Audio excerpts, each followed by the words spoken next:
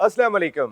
13th IEEE fair 2024 के expo से exposure में नसीम राजपूत BTV के तमाम नाजरीन को एक्सपो सेंटर कराची से खुशामदीद कहता है। एक ऐसा इवेंट कि जो पाकिस्तान की मईशत में बहुत इंपॉर्टेंट रोल प्ले कर रहा है, चाहे मैं अपने इलेक्ट्रिकल कंपनीज़ की बात कर लूँ, इलेक्ट्रॉनिक्स कंपनीज़ की बात कर लूँ, और फिर लोगों को रोज़गार देने के हवाले से इनका बहुत ही इंपॉर्टेंट रोल दिखाई देता है। At the same time Pakistan की जितनी इंजीनियरिंग यूनिवर्सिटीज़ हैं, उनमें से जितने भी इलेक्ट्रिकल और इलेक्ट्रॉनिक इंजीनियर्स आ रहे हैं, उनके लिए ख़ास इनकी कोशिशें होती हैं कि हमारे मुल्क का टैलेंट बाहर ना आ जाए। और ये एक बहुत बड़ा सवाल भी दिखाई देता है, चैलेंज भी दिखाई देता है इन कंपनीज़ के लिए कि हमारे मुल्क का टैलेंट हमारे मुल्क में होना चाहिए, हमारे मुल्क के बच्चों को इतने मौके ज़रूर होना चाहिए कि वो बाहर जाने का ना सोचें। लेकिन अनफॉर्चुनेटली ऐसा हो नहीं पा रहा है। अभी अगर मैं पिछले 2 साल में देखूँ तो बच्चों का रुझान एक चेंज होता हुआ दिखाई दे रहा है। ये कंपनीज़ अपने तौर पे पूरी कोशिशें कर रही हैं, लेकिन इनके मसाइल हैं, इनकी भी कुछ रिस्ट्रिक्शंस हैं कि जहाँ पर जाके ये जो कुछ पोटेंशियली कर सकती हैं वो शायद उस तरीके से नहीं कर पा रही। IEEE फेयर 2024 इन तमाम कंपनीज़ को एक अम्ब्रेला फराहम करता है। उस अम्ब्रेला के तले आके सब लोग जमा होते हैं और सर जोड़ के बैठ के कहीं ना कहीं अपने रास्ते निकालते हैं। किसी का किसी के साथ मुआहदा हो जाता है, कोई किसी और जानिब देख रहा होता है, कोई इंटरनेशनल मंदूब जो आए हुए होते हैं हमारी इस एक्सपो में, वो आने के बाद मुख्तलिफ हमारी कंपनीज़ के साथ तबादला ख्याल करते हैं। तो कहीं ना कहीं सिस्टम चला रहे हैं हमारे लोग, और उन्हीं सिस्टम चलाने वालों में 3 इंपॉर्टेंट शख्सियात हमारे साथ यहाँ पर मौजूद हैं। मिस्टर हारिस शेख डायरेक्टर होते हैं, हारिस शाहिद साहब। Thank you very much Haris भाई, आपका बहुत बहुत शुक्रिया। हारिस भाई आपने हमें ज्वाइन किया यहाँ पर। मैं भी आता हूँ और आपकी कंपनी के हवाले से भी मैं बात करता हूँ। आपकी कंपनी का नाम था ऑरेंज इलेक्ट्रिक। ऑरेंज इलेक्ट्रिक के हवाले से भी बात होगी। उनके साथ मिस्टर अदनान अंसारी साहब cool Max group of company से। सर आपका ताल्लुक़ है, थैंक यू वेरी मच, आपका बहुत बहुत शुक्रिया। उनके साथ तलहा अबरार भाई हमारे ज्वाइन कर चुके हैं यहाँ पर। A to Z switch gear से आपका ताल्लुक़ है, thank you very much sir. सब आप लोगों का शुक्रिया कि आप लोगों ने ज्वाइन किया और आपका बहुत ही इंपॉर्टेंट रोल दिखाई देता है। ऑरेंज सूरत हाल हुई हुई है इस वक्त मुल्क की, अगर सच्चाई से देखें तो फिर कहीं ना कहीं कुछ हम हैं थोड़ा मुश्किल में। हारिस भाई अगर सच्चाई से देखें तो आप लोग जी प्लीज़। ऐसे ही है, लेकिन जो आपको पता है कि हमारे मज़हब में भी है कि गिव अप करना या मायूसी जो डिप्रेशन जो है वो शिर्क के बराबर है, गुनाह है। तो एंड इवन मतलब हमारे जो काफ़ी मेंटोर्स हैं वो हमें ये बताते हैं कि डिफ़िकल्ट टाइम्स में ना अपॉर्चुनिटीज़ ज़्यादा भी होती हैं। ऐसा नहीं होता कि डिफ़िकल्ट टाइम में अपॉर्चुनिटीज़ नहीं होती। ये तो ऑब्वियसली एक इजी सोल्यूशन होता है कि दुबई चले जाओ या आप कहीं भी चले जाओ, उधर फिर हमारे लोग होते हैं, अब वो एक लेमैन की जॉब भी करने के लिए तैयार होते हैं, लेकिन अपने पाकिस्तान की जो धरती है उसमें नहीं रहना चाहते। It's okay, everyone has their own personal choice and everyone can take their own life path. अपनी लाइफ की जर्नी हर बंदा चूज़ कर सकता है। बिल्कुल ठीक है। लेकिन जितनी अपॉर्चुनिटीज़ यहाँ हैं पाकिस्तान में, मुश्किल है कि कहीं और हों। दुनिया का कोई, मेरे ख्याल में कोई कैपिटल होगा इस्लामाबाद की तरह जिसमें इतनी कंस्ट्रक्शन हो रही हो। मैं तो मैंने इंग्लैंड में पढ़ा है, आधी ज़िंदगी मैंने वहाँ गुजारी। लंदन में तो मेरे ख्याल में एक जगह भी नहीं कुछ बनाने के लिए। दिल्ली भी ऐसे ही है, बैंकॉक भी ऐसे ही है, जो भी कोई कैपिटल आप देख लें। इस्लामाबाद में आप अगर कोई जाए कभी वहाँ पे, तो जितनी कंस्ट्रक्शन वहाँ हो रही है, जितने वहाँ पे इन्वेस्टमेंट की अपॉर्चुनिटीज़ हैं, जितनी हाउसिंग स्कीम, जितने नए होटल्स अब आ रहे हैं, रेडिसन आ रहा है और मैरियट बहुत आ रहे हैं वहाँ पे, तो जितना हमारे पास पोटेंशियल है मेरे ख्याल में इतना किसी के पास नहीं। 250 मिलियन पीपल की आवाम है।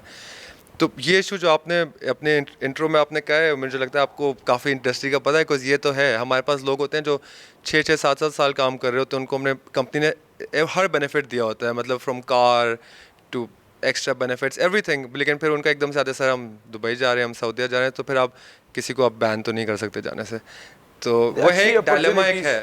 अच्छी अपॉर्चुनिटीज़ सब ढूंढ रहे होते हैं। देखिए ना, अब मैं कराची में रहता हूँ, मुझे जो पैसे यहाँ पे मिल रहे हैं, अगर वो मुझे पैसे ऐसी जगह पे मिल रहे हो या उससे ज़्यादा थोड़े मिल रहे हो जहाँ मुझे सड़कें बनी हुई मिलेंगी, जहाँ पे मेरे बिजली का मसला नहीं होगा, जहाँ पे मुझे पानी का मसला नहीं होगा, एंड ऑफ द डे सबसे पहले मेरा मुल्क है पाकिस्तान। पाकिस्तान जिंदाबाद। मैं बाहर जाके भी पाकिस्तान के लिए तड़प रहूँगा।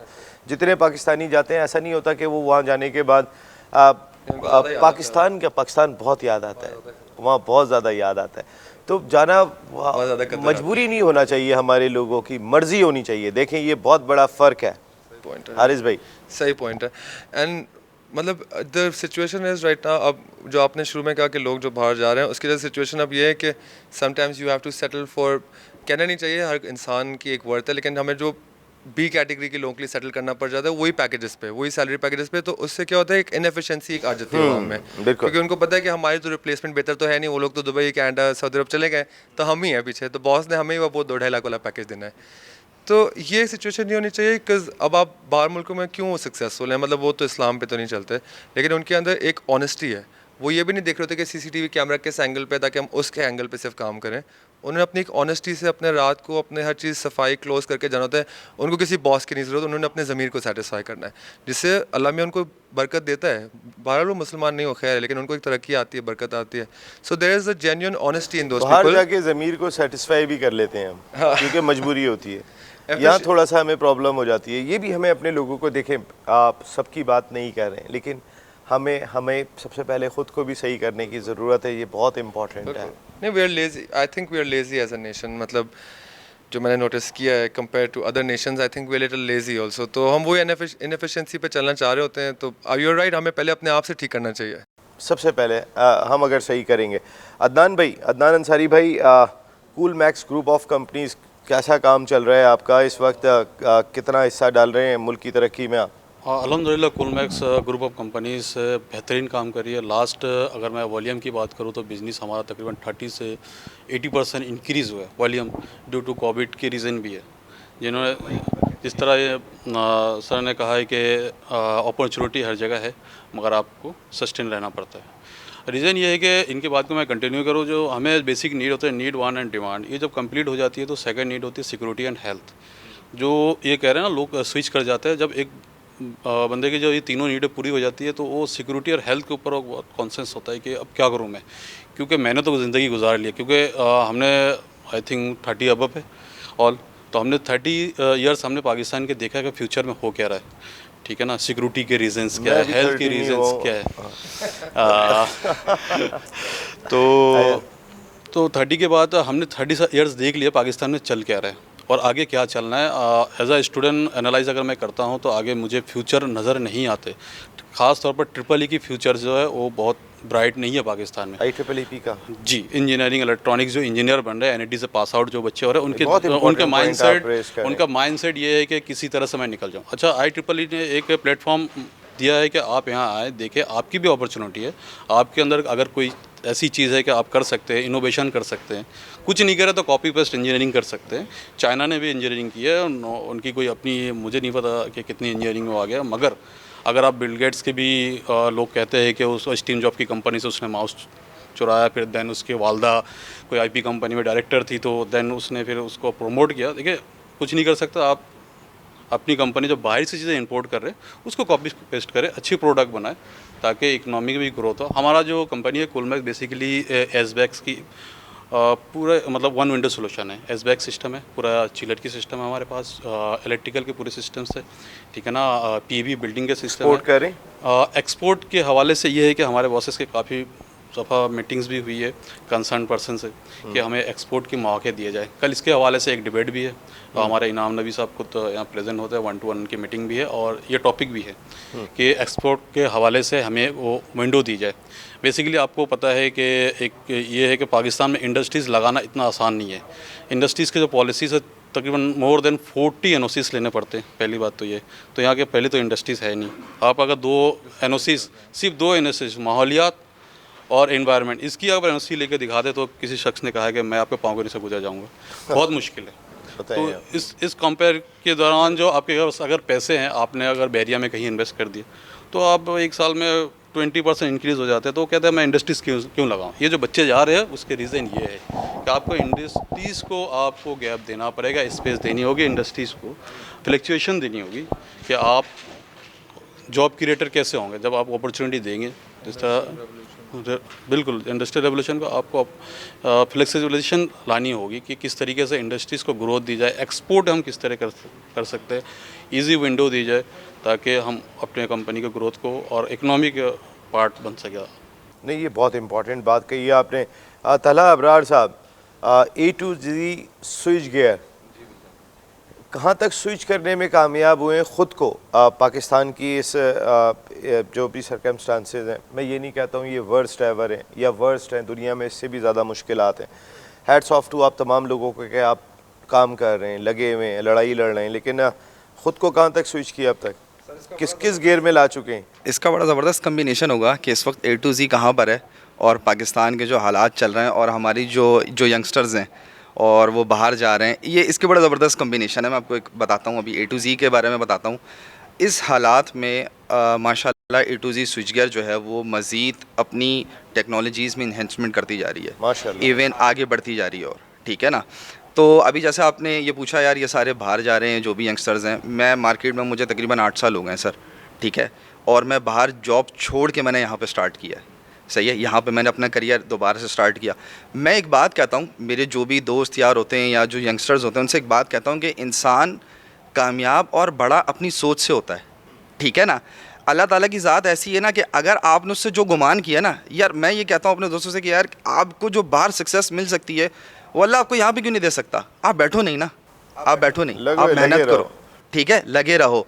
और अपना आप जब इस एम के साथ अपनी ज़िंदगी का करियर स्टार्ट करते हो, मेहनत करते हो, यार आप बिलीव करें आपको वो सक्सेस अल्लाह ताला देता है, ठीक है ना। वो कामयाबियाँ अल्लाह आपको देता है, लाजमी देता है। गुजारना चाहते हैं, जिसकी ख्वाहिश करते हैं, अल्लाह ताला दे देते हैं। सर ये 100% ट्रू है। और मैंने अपना A to Z का क्यों कहा कि इन हालात में हमारे जो कंपनी के जमान साहब हैं, ओनर हैं, ठीक है, वो इन हालात में होते हुए में उन्होंने अपनी पूरी एक टीम बिल्ड की यार, पूरी इंजीनियर्स की टीम बिल्ड की, जिस टेक्नोलॉजी पे वो काम कर रहे थे उससे मल्टीप्लाई बाय 10 टाइम्स आगे उन्होंने सोचा और उस चीज़ को लेके चले। हालात तो वही है ना, हालात तो चेंज नहीं हुए। किससे बड़े हुए? वो अपनी सोच से बड़े हुए। रास्ता निकालना आना चाहिए आपको। रास्ता निकालना आना चाहिए। आपकी कोई भी चीज़, आप बाहर भी जाते हो, आप कितनी सारी चीज़ों पे कॉम्प्रोमाइज़ करके जाते हो, आपकी फैमिली, आपके फ्रेंड्स, हर चीज़ आप यहाँ पे। और सबसे बड़ा फैक्टर जो मेरे भाई बोल रहे थे कि बाहर के जो हालात हैं, क्या हम उसको फॉलो कर सकते हैं? मतलब अगर हम ये ज़रा 2 मिनट के लिए ये सोच लें कि अगर इतना आसान है चीज़ें वहाँ पे करना, तो ठीक है यार, सही है, चले जाते हैं। लेकिन अगर आपकी एक सोच है, एक विजन है, तो आप बड़ा ज़बरदस्त तरीके से उस पर यार, बल्कि इवन आपको मज़ा आता है when there are challenges, there are opportunities, ठीक है ना। तो जब बंदा इन चीज़ों के साथ मुकाबला करते हुए उतरता है अपने करियर में, अपनी मार्केट में, और जब वो चीज़ें, सर सबसे इम्पोर्टेंट ये है कि जब वो चीज़ें होते हुए देखता है ना अपनी नज़रों के सामने, तो सर उसका सुकून और उसका मज़ा ही अलग है। वो प्रैक्टिकली देखिए, हम पढ़ के आते हैं अपनी यूनिवर्सिटीज़ के अंदर, जो कुछ हम पढ़ रहे होते हैं। हारिस भाई को ज़रा दीजिएगा, हारिस भाई से थोड़ी सी बात करते हैं। हारिस भाई, हम जो पढ़ के आ रहे होते हैं, जब हम प्रैक्टिकल लाइफ में जाते हैं तो पता चलता है प्रैक्टिकल इज़ टोटली डिफरेंट। कहीं भी हम जाते हैं, हमारे जो बच्चे आ रहे हैं, पढ़ के आ रहे होते हैं, एक तो हमें ये भी बताइएगा, सबसे पहले तो ये बताइएगा, जो आज का हमारा टॉपिक है, थोड़ा सा इस पर भी बताइएगा, the role of traditional market wholesalers in the industry at the IEEE fair 2024। तो ये जो होलसेलर्स और जो रिटेलर्स हैं, इनके दरमियान जो एक गैप है, एक ब्रिज है, वो किस तरीके से मेंटेन किया जाता है और ये ब्रिज कितना फ़ायदा पहुंचा रहा है? जो आपने स्टूडेंट्स का कहा, एक तो यूनिवर्सिटीज़ का आप लोगों ने सबने सुना भी होगा। मैं HR भी मैंने अपनी की है कंपनी में, HR डायरेक्टर था मैं 4-5 साल के लिए। तो मैंने कोई किया 800,000 इंटरव्यूज़। तो ऐसा होता था, मेरे पास इंजीनियर्स आते थे 3.7 3.8 GPA के साथ, और मैं उनसे पूछा था कि वोल्टेज को एम्पेयर में कन्वर्ट कर दो, तो वो कहते थे सर पहले कैलकुलेटर ये वो, और फिर जवाब नहीं दे पाते थे। बड़ा आसान है, उसको सिर्फ डिवाइड बाई 10 करना होता है और उसके एम्पेयर पता चले थे 220 वोल्ट का 22 एम्पेयर, मतलब। और मैंने कहा 3.8 GPA आया कैसे आपका? तो पता बाद में ये चला कि अब हमारे जो है माशाल्लाह वो इन्विजिलेटर्स इधर देखते रहे होते हैं और पीछे चीटिंग और बहुत चीज़ें, जो यूनिवर्सिटीज़ टॉप यूनिवर्सिटीज़ थी, इवन इन इंटीरियर सिंध, ऐसा नहीं है कि इंटीरियर सिंध से अच्छे लोग नहीं निकले, वो अमेरिका में चले गए 90s में और वहाँ इंजीनियरिंग कर रहे हैं। तो 80s में उन यूनिवर्सिटीज़ का भी बहुत लेवल था। तो इट्स इन योर हैंड कि आप क्वालिटी को ऊपर ले जाओ या नीचे ले जाओ। जैसे मिरान यूनिवर्सिटी है या जामशोर है, जो भी यहाँ के इंजीनियर्स अब अमेरिका कनाडा में भी काम कर रहे हैं। तो ऐसा नहीं है कि हमारे पास इंस्टीट्यूट्स नहीं हैं, हमारे पास थे, and we are running them. वो इंजीनियर्स थे जो अच्छे निकल गए, उस वक्त हमारे स्टैंडर्ड्स थे। तो अब अगर आप यूनिवर्सिटीज़ की तरफ, भी इतना अच्छा काम नहीं हो रहा। प्राइवेट यूनिवर्सिटीज़ तो सही हैं, वो फिर भी सही है, उन पे उन लोगों की तो काफ़ी ज़्यादा मॉनिटरिंग होती है, उधर चीटिंग वगैरह चीज़ें नहीं होती हैं, IBL लम्स वगैरह में, नस्ट में। लेकिन जो अब यूनिवर्सिटीज़ का अगर आप नहीं मेंटेन कर सकते स्टैंडर्ड, तो आप वोकेशनल ट्रेनिंग शुरू कर दो, जो बांग्लादेश में, इंडिया में होती है। लोगों को आप डायरेक्ट स्किल्स पास ऑन करना शुरू कर दो ना। इंग्लिश का तो किसी से आपने कोई PhD तो लेनी नहीं, टाइम ही अब स्किल्स आप का है। वोकेशनल ट्रेनिंग, आप डायरेक्ट स्किल्स पास ऑन करो लोगों को, ताकि इंग्लिश में कहावत होती है कि you give a man a fish, वो एक रात का खाएगा, टीच हिम फिशिंग, वो पूरी ज़िंदगी खुद ही पकड़ के खाएगा। तो आप उसको ट्रेनिंग ऐसी दे दो कि वो एसेट बंदा वो बन जाए, उसको अपने अंदर भी कॉन्फिडेंस हो कि यार आई हैव अ स्किल। आप लोग कुछ करते हैं इस सिलसिले में, कोई उनके इंटर्नशिप वगैरह के प्रोग्राम? हाँ जी, इंटर्नशिप तो हम लोग जो ट्रेनिंग लोगों को देते हैं, मैंने आपको बताया ना, ट्रेनिंग के बाद काफ़ी लोग फिर पाकिस्तान को खैरबाद कह देते हैं। तो हम लोग तो we are ready to train people, we have no issue, we are ready to train and we take young people also. हम यंग लोगों को ऑन बोर्ड लेते हैं। लोग हमें कहते हैं आप यंग क्यों ले रहे हो, हमें यंग लोगों में ज़्यादा एनर्जी और स्पार्क नजर आता है, तो हम करते हैं। नहीं, लेकिन आपका यही रोल बहुत होता है कि जब अगर वो साल भर आपके पास काम करता है तो अपने आप को पॉलिश करता है, फिर वो बाहर जाने के भी काबिल हो जाता है। तो आप लोगों का रोल तो हर जगह पर है। नहीं, we are there to train them, we are there. And जो आपने कहा कि we are always looking for nice people in this country. So अब जैसे if they don't go abroad, ऐसा नहीं है कि इधर अपॉर्चुनिटीज़ नहीं है। I know companies myself, because companies क्या कर, because I am at the kind of position जहाँ हमें पता होता है कंपनीज क्या करती है, एक दूसरे से पुलिंग चल रही होती है। किसी का RSM उठा ले, किसी का GM, किसी का national sales manager. So that what does that mean, there is a lack of skillful efficient people. उनकी कमी है तो तभी तो एक दूसरी कंपनी से लोग उठाते हैं। बिल्कुल सही बात सो ऐसा नहीं है। लोग वो ये कि लोग बाहर जाके लेमैन वाली जॉब के लिए रेडी हैं, लेकिन यहाँ एक रिस्पेक्टेबल जॉब के लिए रेडी। बाहर की बस उनको हवा चाहिए, बस बाहर की हवा। दूसरी चीज़ अभी जो हमारा टॉपिक था, the role of traditional market wholesalers in the industry. So I will just tell you from Orange Electric. मतलब मुझे इनका नहीं पता, AC इंजीनियरिंग का तो मैं नाम सुना हुआ है, बाकी मुझे इनका कूल मैक्स वगैरह का इतना नहीं पता, और उनके भी मुझे पॉलिसीज़ का नहीं पता। But orange electric we have a different policy. So we have a project team, but we give a lot of importance to dealers and wholesalers. तो जो बड़ी जब वे international brand working in Pakistan, तो जो ज़्यादा इंटरनेशनल ब्रांड्स होते हैं उनके, टू बी ऑनेस्ट, जो मैंने नोटिस किया है पिछले, मैं 2014 में वापस आया इंग्लैंड से 10 साल में, जो मैंने देखा है कि इंटरनेशनल कंपनीज डीलर्स और होलसेलर्स को इतनी इंपॉर्टेंस या इतनी वर्थ नहीं देते, हालांकि उनकी वर्थ बहुत होती है। बिकॉज जैसे मैं आपको एग्जांपल देता हूँ, जैसे लाहौर में हमारे जो होलसेलर्स और डीलर्स बैठे हैं, वो लाहौर से बैठ के उनको साहिवाल, गुजरांवाला, सियालकोट, उकाड़ा के तक वहाँ से कस्टमर्स वॉक इन करके उधर तक आते हैं, क्योंकि उनको ये सोच होती है कि हम होलसेल मार्केट जाएंगे, नो वन कैन चीट अस, सबसे रीजनेबल और हमें असली चीज़ें मिल जाएंगी। तो बीडन रोड है और मार्केट्स हैं, यहाँ कराची में भी उस तरह डेंसोल आरामबाग है।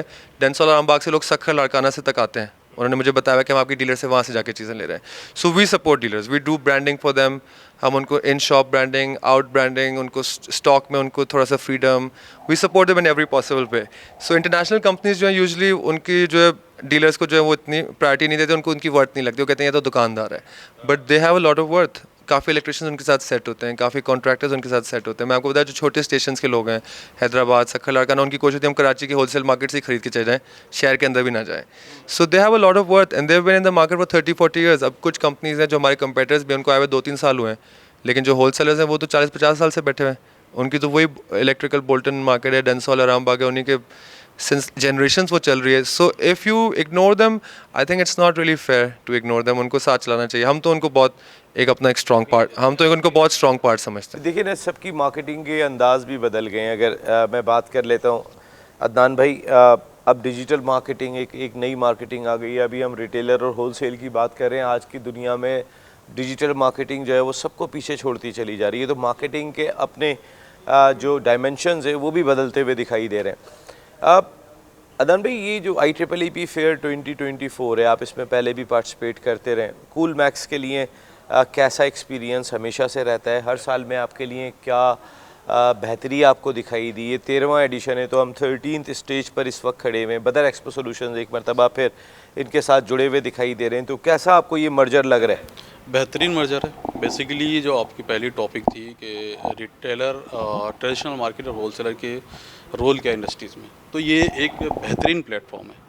बेसिकली होलसेलर, मैन्युफैक्चरर तो कनेक्टर, होलसेलर, होलसेलर तो connector, small business and medium business, ठीक है ना।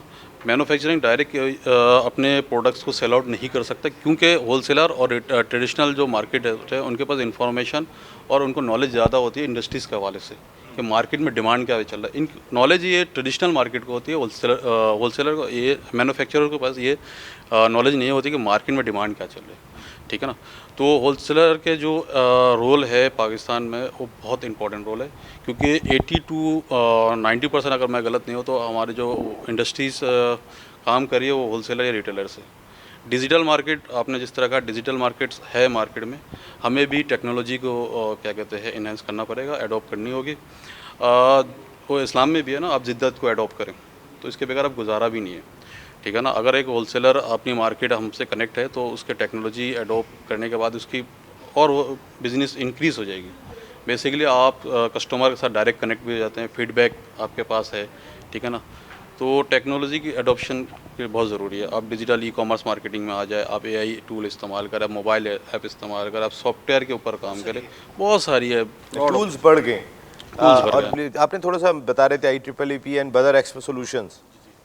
देखिए ये बेहतरीन प्लेटफॉर्म है। हाँ, एक चीज़ मैंने नोटिस किया, अभी मैं तकरीबन आई थिंक 4 आवर्स से यहाँ पर हूँ, मगर स्टूडेंट्स की रुझान नहीं है। कि मुझे नहीं पता नहीं कि यूनिवर्सिटी को आपने इनवाइट नहीं किया।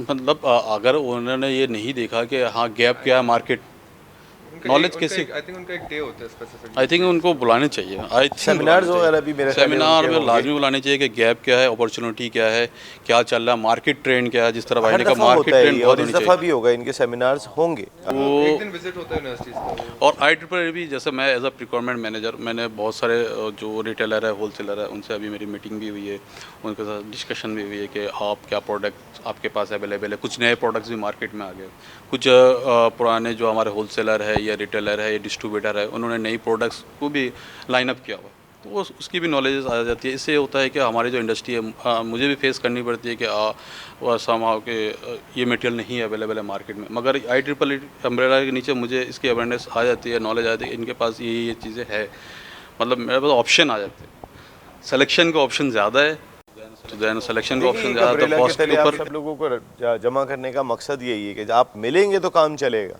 जिसकी जहाँ पे जो ज़रूरत है वहाँ पे, और एक दूसरे को सपोर्ट करने की भी इस वक्त तला भाई बहुत ज़रूरत दिखाई देती है, एक दूसरे को सपोर्ट करने की, एक दूसरे को साथ लेके चलने की, क्योंकि मसाइल बहुत सारे हैं। लेकिन आमतौर पे मैं शायद हमारे मुल्क में नहीं, हर जगह पर ही ऐसा होता होगा, लेकिन मैं अपने मुल्क में एक चीज़ फील करता हूँ, ये टांग खींचने का ज़रा आप किसी को साइड में करके आगे बढ़ने की ज़्यादा कोशिश है, उसका हाथ पकड़ के आगे बढ़ने की कोशिश नहीं होती है। अच्छा सर, इस पे अपना बिल्कुल डिस्कस करते हैं। अच्छा, बदर एक्सपो और IEEE के हवाले ज़रा से इस पे मैं थोड़ा सा बताइए। मैं बिल्कुल कमेंट करना चाहूँगा। ये कितना ज़बरदस्त प्लेटफॉर्म है ना, इतना ज़बरदस्त प्लेटफॉर्म है। अभी यूनिवर्सिटीज़ की बात कर रहे थे आप, आई थिंक जो यूनिवर्सिटीज़ स्टूडेंट्स हैं उनको हॉल मिला हुआ है, वो आए हुए हैं, उनका शायद एक आध दिन यहाँ पर है, ठीक है ना। अब आप इससे देखें, अब जब वो यहाँ पर आएंगे उनके लिए क्या चीज़ होगी, उनके लिए अपॉर्चुनिटीज़ आ जाएंगी, ठीक है। वो जिस पे उन्होंने मेहनत की दिन रात प्रोजेक्ट्स पे, उनकी एक मोटिवेशन होगी कि यार वो इतने, मतलब वो प्रोजेक्ट अगर वो कहीं पे शोकेस कर रहे हैं तो इतने लोग उनके प्रोजेक्ट्स देखने आ रहे हैं, तो भाई आपके जो यंगस्टर है उसका एक हौसला बड़ा होगा ना, ठीक है, उसकी एक जो माइंडसेट है वो खुलेगा और एक मोटिवेशन मिलेगी उसको खुद से। दूसरा, तो इतने बड़े ब्रांड्स के दरमियान में बैठ के अपनी चीज़ को पोर्ट्रे कर रहा है, फिर इतने सारे ब्रांड्स की सूरत में उसे अपने फ्यूचर दिखाई दे रहा है कि ये एग्जैक्टली अब आप ये देखें ना कि वो प्रोजेक्ट लगाने से क्या हुआ यार, उस बच्चे ने मेहनत की, प्रोजेक्ट लगाया, और जिस चीज़ के लिए वो मेहनत कर रहा था, एट लास्ट आपको भी पता है कि कोई ना कोई इंडस्ट्री उसको उठा लेती है फिर, ठीक है। तो उसकी वो सारी एफर्ट्स, वो सारी मेहनत जो उसने पढ़ा, जो मेहनत की, तो वो एक तरह से उसके लिए बड़ी सक्सेसफुल रहा।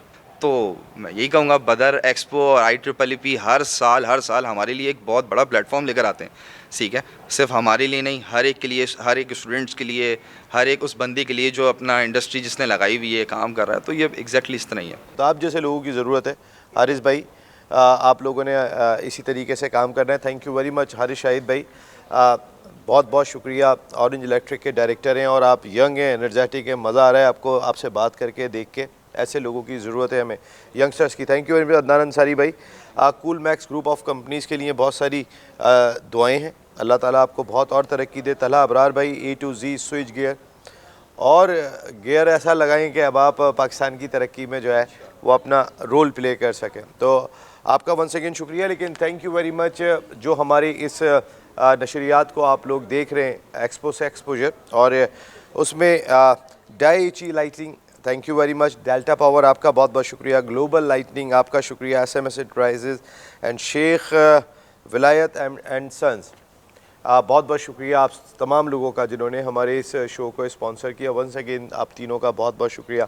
नेक्स्ट एक्सपो से एक्सपोजर में जल्द मुलाकात हो रही है। टिल देन, अल्लाह निगहबान।